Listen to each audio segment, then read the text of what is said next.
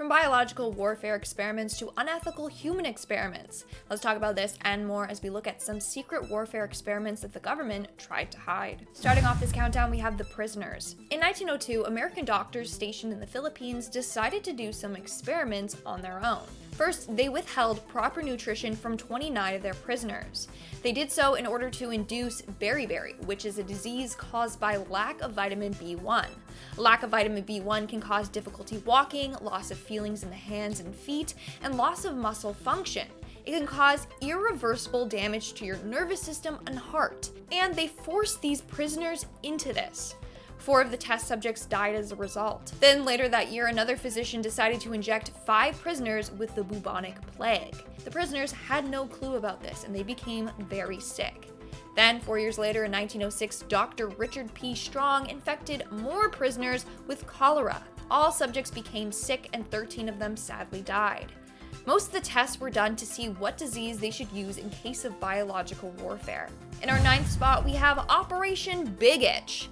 Operation Big Itch was the name given to a number of tests conducted at Dugway Proving Grounds in 1954. The experiments involved testing biological warfare on unexpected fleas. At least this time they used fleas and not real people. So the fleas were loaded into 2 types of munitions and then dropped from the air. After a bunch of trial and error, the operation was a success. Not only could the fleas survive the drop, but they also could still attach themselves onto the hosts, which were guinea pigs. These tests were done to see if it was possible to use infected fleas and drop them into an area to make people sick. That's not all though. In a project known as Operation Big Buzz, they decided to use mosquitoes. In May of 1955, over 300,000 uninfected mosquitoes were dropped over parts of the US state of Georgia. If it worked, they were going to infect these mosquitoes with yellow fever. These 2 are just some of the entomological warfare tests done in history. In our 8th spot, we have the Edgewood Arsenal drug experiments. Beginning in the 1950s, the Army decided to run some tests on psychoactive drugs and other chemical agents on soldiers. About 7,000 soldiers took place in these experiments, and they were exposed to 250 different chemicals. Some of the chemicals that were tested on them were sarin gas, LSD, PCP, cannabinoids, irritants, and riot control agents. The effects these chemicals and drugs had on the soldiers were studied and noted. In 1975, the tests were canceled after being deemed controversial. In the end, most of the test subjects suffered from psychological trauma and serious health problems. In our 7th spot, we have the Plutonium Experiments. Over the years, the US government has participated in a number of plutonium experiments. One of them involved a man named Albert Stevens. This man was misdiagnosed with stomach cancer and then was told he was going to receive treatment for this cancer. Meanwhile, he was just a test subject. He was injected with plutonium without even knowing. And then they said he was cured. He was led to believe that the treatment had cured him. In fact, he received the highest known accumulated radiation dose ever recorded. It should have been lethal. In the end, the plutonium remained present in his body for the remainder of his life, slowly decaying over the years. He ended up dying 20 years later from heart disease. And his ashes were actually stolen so that they could continue analyzing the radioactivity of this man. But they did this without the consent of his relatives. In our 6th spot, we have the burn victims. In the 1950s, researchers at the Medical College of Virginia performed a number of unethical experiments on burn victims. In particular, they targeted poor Black victims. These victims did not give their consent for these tests. They were then subjected to additional burning, experimental antibiotics, and injections of radioactive isotopes. Over a 10-year period, more than 770 patients were experimented on. 460 of them were African American. A number of people developed fluid loss and anemia from the severe burns that they were subjected to. We are now at our 5th and halfway mark with the chemicals. From 1950 to 1953, the US Army conducted a number of experiments over 6 cities in the US and Canada. The tests were to see the dispersal patterns of chemical weapons. So they sprayed chemicals all over these cities. Some of the chemicals being zinc cadmium sulfide, which was thought to not be harmful. One place affected by these sprays was Winnipeg, Manitoba in Canada. They were informed that they were testing a chemical fog to protect Winnipeg in the event of a Russian attack. So they said that this fog was going to be a defense study, which was a lie. Although it was said to be a small dose that they were exposed to, in some urban environments, people were exposed to higher levels. And because of how small the size of the particles were, it made it more dangerous according to a scientist, due to the fact that they could get lodged deeper into people's respiratory systems. Thankfully, no one died from the tests, but it's so sketchy how they lied about it all. Like, yeah, we're doing these tests to protect you. Just kidding! In our fourth spot, we have the Holmesburg Program. From 1951 to 1974, a number of dermatological experiments took place in Holmesburg Prison in Pennsylvania. The studies were performed by Dr. Albert M. Kligman on behalf of the U.S. Army, Dow Chemical Company, and Johnson & Johnson. The test started with looking at health effects of dioxin and other herbicides on the human body. So they exposed some patients to these chemicals, and years later, a number of them developed a variety of health problems like lupus. So they actually sued the professor, but that didn't stop him from continuing on with these experiments.